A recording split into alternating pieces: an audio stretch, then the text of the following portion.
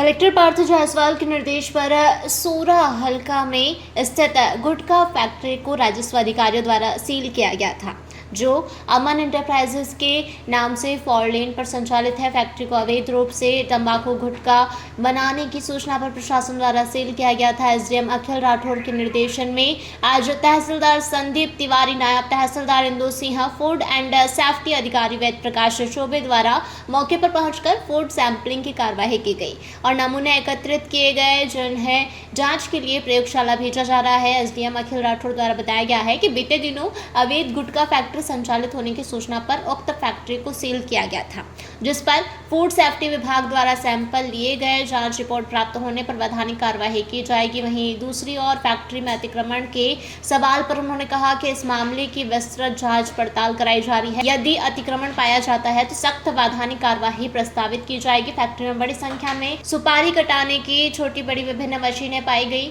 और बहुत घटिया क्वालिटी की सुपारी उपयोग में लाई जा रही थी। फैक्ट्री में मौजूद कर्मचारियों का कहना है कि केवल सुपारी को साफ सफाई करके कटिंग की जाती है, जबकि मौके पर कत्था और अन्य केमिकल भी पाया गया।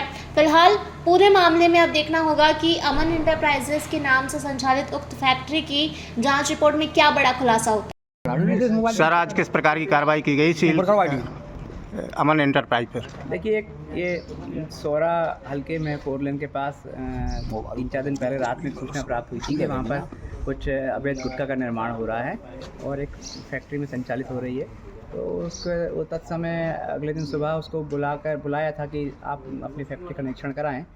तो व्यक्ति उस समय नहीं आया था, तो इसलिए उस फैक्ट्री को तत्समय नायब तहसीलदार सोरा द्वारा सील कर दिया गया था और आज दिन में उसको फूड सेफ्टी ऑफिसर और नायब तहसीलदार सोरा द्वारा उसे खोला गया और उनके द्वारा बताया जा रहा है, फूड सेफ्टी वालों द्वारा 3 सैंपल लिए गए हैं और मेरे द्वारा भी इसका निरीक्षण किया गया है कि यहाँ पे क्या निर्माण कार्य चल रहा है, फैक्ट्री में किस प्रकार का प्रोडक्शन हो रहा है।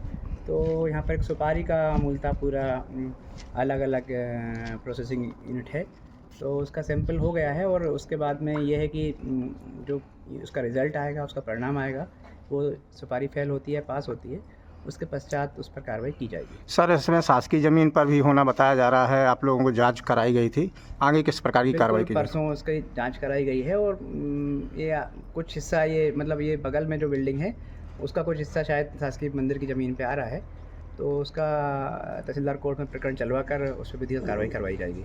सर, आज कितने बजे लगभग यहाँ पे मतलब ये खोलने की कार्रवाई की गई थी और उसमें मीडिया को दूर रखा गया, नहीं बुलाया गया? नहीं, ये नायब तहसीलदार द्वारा आज दिन में 10-11 बजे खोलने की कार्रवाई की गई है और जहाँ तक मुझे पता है कि कुछ लोग मीडिया वाले भी आए थे, पर आप लोग अगर वंचित रह गए तो इसीलिए मैंने आप लोगों को बुलवा लिया है कि आप लोग आके पूरा मुआयना करें। तो सर एक ही लोग दिख रहे हैं ना, मीडिया वाले। लेकिन सर पूरी कार्रवाई चलती रही, जब ये मतलब पूरी कार्रवाई मीडिया वालों को बुलाया गया तो मैं स्वयं खड़ा हूँ, अभी स्वयं खबर खड़ा हूँ मैं। आप चाहे तो पूरे फैक्ट्री के वीडियो बना सकते हैं, आपके सामने चीज़ें हैं और मैं नहीं मानता कि घंटे 2 घंटे में मतलब ऐसा कोई बहुत चलने वाला है। प्रशासन कोई भी कार्रवाई करता है, जैसे कि ये संदिग्ध में थी, आपके द्वारा सील की गई, सील करने के बाद आपको खोलने के मतलब यहाँ पे वो खोल लिया, जांच के आदेश दिए गए उनके आने के बाद में, तो उसकी पूरी वीडियोग्राफी भी करता है। तो इसकी सर पूरी वीडियोग्राफी A to Z होगी, अंदर से बाहर से लेके पूरी? ये मैं वीडियोग्राफी है उसकी, उनके द्वारा वीडियोग्राफी कराई गई है, उनके पास वीडियोज़ भी हैं और आप चाहें तो उस वीडियो का मिलान कर सकते हैं।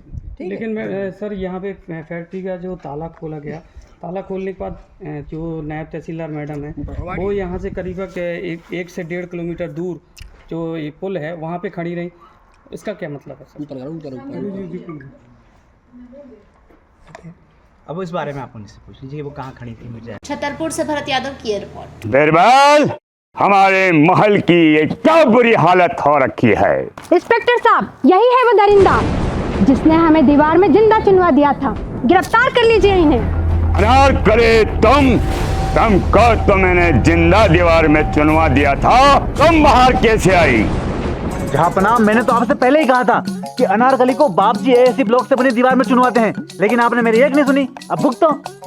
बाप जी AAG सीमेंट ब्लॉक्स, इसमें ना सीमेंट और रेत की जरूरत होती है, ना ही तराई करने की झंझट।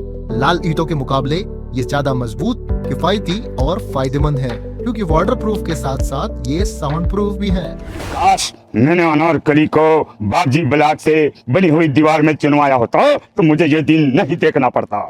आप जहां पना जैसी मूर्खता ना करें, अपने घर भवन या मकान को बाप जी एएससी ब्लॉक से ही बनवाएं। बाप जी एएससी ब्लॉक्स, स्टील सी मजबूती।